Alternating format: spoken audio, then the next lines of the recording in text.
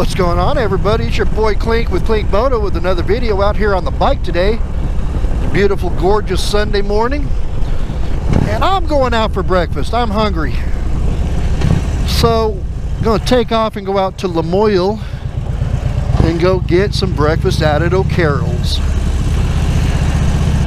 Took me a minute to figure out what I was going to do, but I finally made a decision. So off we go. Let's do this! Woo!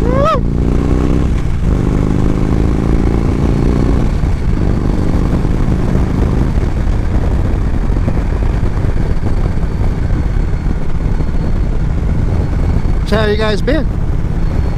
Rock on, rock on. I'm gonna try something different today. I had a friend of mine watching my YouTube videos, and he made a suggestion to me. He suggests that I quit moving my head so much. He says it makes it hard to focus on what's going on. Which I understand that, I get it. At the same time, I've been on two wheels almost all my life, and it's literally a force of habit. It's just natural for me to look around me and make sure everything's okay. So I'm going to try not to move my head so much today, at least not as fast, and just do nice slow movements and keep my eyes open at what's going on around me and see if that works. I also am still having an issue with my audio. Where I'm on my bike, sounds perfectly fine. Matter of fact, it sounds great. When I get off the bike and am still filming with the helmet on, it's making a weird ticking sound. It's got this little tick, tick, tick, tick, tick sound, and it's driving me up the wall, and I could not figure out for the life of me what's going on with it. So if anybody out there in YouTube land that's dealt with this, I have a GoPro Hero 5 Black Edition with the mic and mic adapter that Blockhead on YouTube suggested is the best for this setup. And I don't know if my mic adapter is going bad, my mic, if it's my GoPro. If anybody else has experienced this with this type of equipment, let me know what's going, you know, what you guys think is going on, because I literally pulled out hair trying to figure out what's going on with my equipment. I don't know, maybe it's my computer and my software I'm using. I don't know. I haven't been able to pinpoint exactly what it is, but if anybody has any idea, leave a comment down there in the comment section, and you know, maybe I'll look into that and see if I can't figure this all out. In the meantime, today, breakfast. Actually, it's more like brunch. It's 10:23 in the morning. I spent half of my morning running around trying to figure out what I'm going to do today. I actually started this video, and I'm not using the footage because it wasn't upbeat. It sounded really like blah. And I don't want to put bad content out there. I want to do the best I can every time I shoot a video. That's my goal, is to make my videos entertaining. So I started off with a failed wheelie. I did get the front wheel up, but not very far before my back tire spun out. And then I went into my routine. And then I left the camera on, didn't do a lot of talking. When I did talk, it was about, what are we going to do today? What am I going to do today? I need to shoot a video. What am I going to shoot today? Blah, blah, blah, blah, blah. I don't want videos like that. Alright? I want my videos to be entertaining and catch people's eyes and have them enjoy what I enjoy, which is being on this beast. I love this bike. This is the best bike I've ever owned.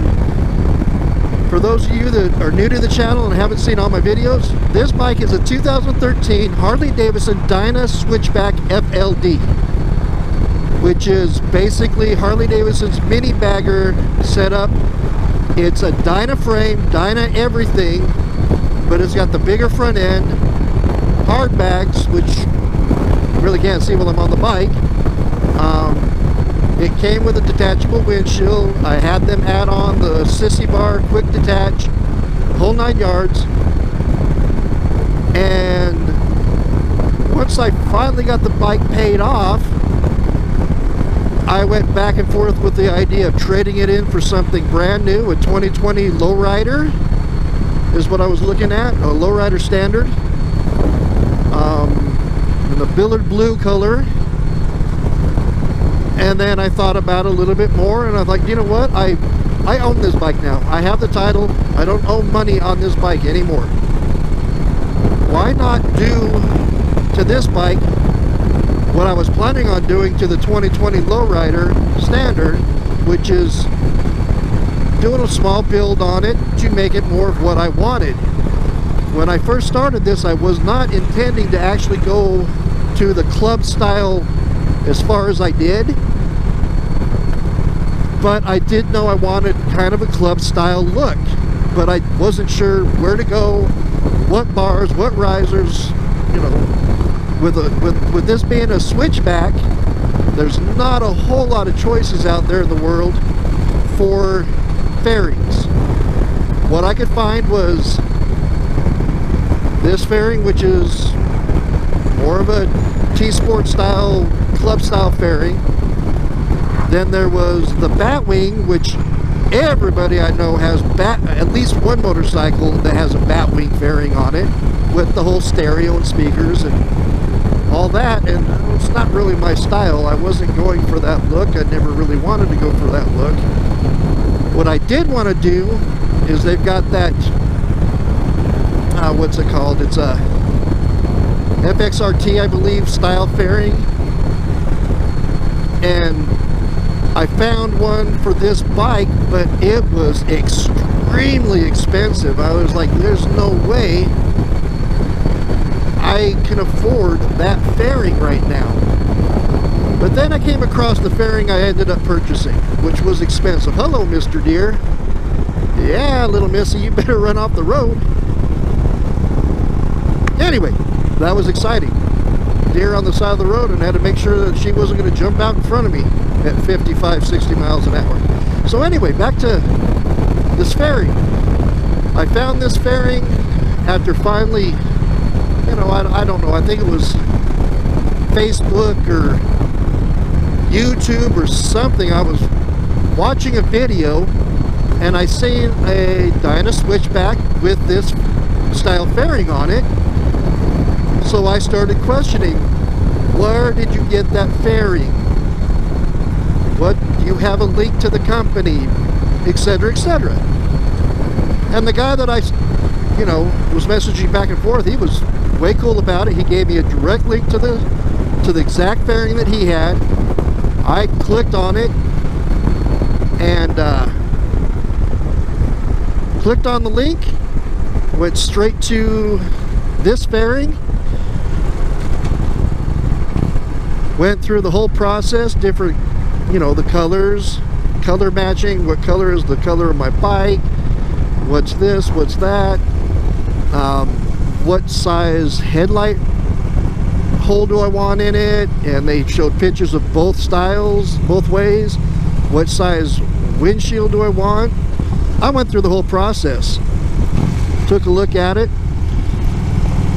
on this model bike with the way I set it up, with the, you know, the size windshield and the tint and the color and everything, and I looked at it and went, yeah, I like that. I think I'm going to go with that route. Now, prior to getting the fairing, I had already purchased and installed the bars, risers, you know, all that fun stuff. But what I did not do is measure out to make sure my blinkers were going to work with everything I wanted to do to it. Long story short, it took me, after I'd already set it up and was on the payment page, I think it was about another week after that, that I finally decided to purchase it, because as you can see, the blinkers fit right there. I didn't have to relocate those. At least I didn't have to relocate them until after I put my handguards on. When I put the handguards on, I had to get adapters because I couldn't make it work. But anyway, that's enough about the bike for now. I'm here in Lamoille. Nice and beautiful out here. It's nice and calm. And we're gonna go roll over here and see about grabbing some breakfast, and then we'll get back on the bike. So hang tight, stay tuned, and we'll be right back.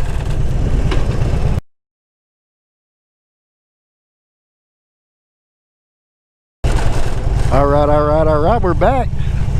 Brunch is done, and it was amazing. Wow, the biscuits and gravy, 2 eggs over medium, glass of milk, hash browns, and it was good. Probably one of the best biscuits and gravy I've had in a long time. Thank you, O'Carroll's. That was amazing. On to riding. Whew, feeling full. I almost feel like I want to go home and take a nap. So anyway, where were we? We were talking about the bike. I do that a lot. See, I got the fairing.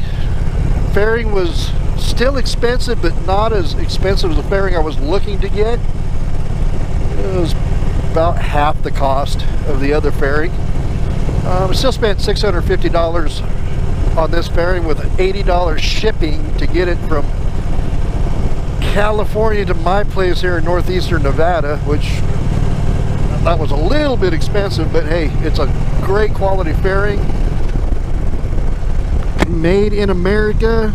They hand make, hand form, hand do everything right there in his shop. So I'm quite impressed with the quality of the fairing, not gonna lie.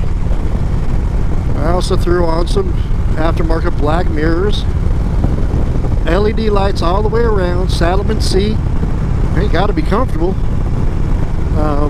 Recently installed the Vans Colts motorcycle grips. Digging those a lot better than the old metal ones I had.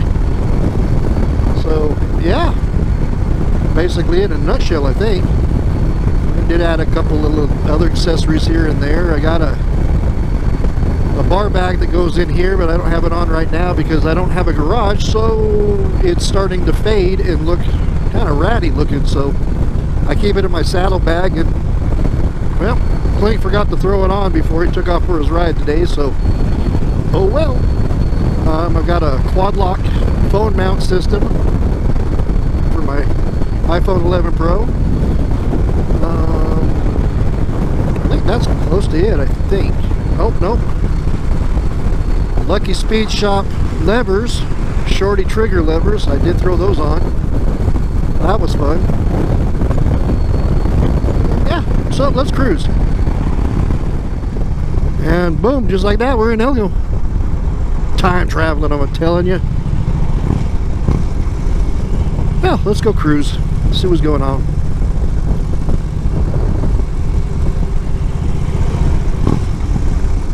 Alright guys, we're back. This is where I'm cutting the video short. Time to end the video, time to go home. While I was in AT&T dealing with my bill, my son's mom called me. They're at my house right now, so I have to scoot over there and go with me and my son for the next couple days. So, like always, if you like the video, make sure you hit that thumbs up for me. Bam! Make sure you hit that bell icon. Notifies you when I do have new content on YouTube. And if you haven't already, subscribe to my channel. That would help out the channel a lot.